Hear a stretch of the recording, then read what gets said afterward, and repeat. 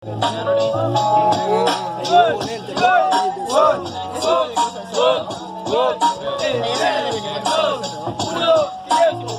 negro, empezamos en la base, hermano, exploto en el tempo. El tempo lo llevo muy lento porque me acomodo para pegarle muy fuerte y al ángulo muy recto. Al bombo, desgraciadamente lo que me soltando el cromo que tengo en la garganta y con su desvia y el plomo que pude escupir yo de una vez que atravesó las 100 veces que mi fluido ves.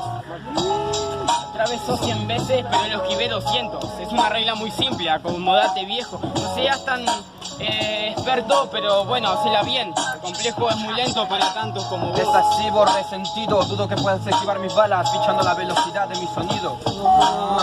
Así de cortame, corte que sortiva, y así nomás en 2 cortes te limo.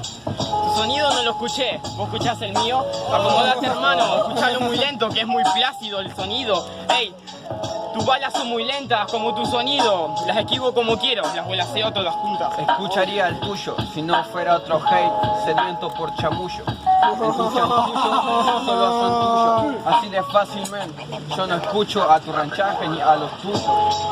Los míos no están acá, pero me apoyan a lo lejos.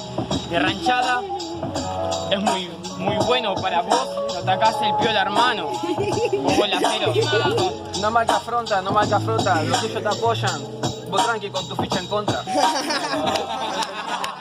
Como que sobre la sociedad. Tranqui, ve que te mataste.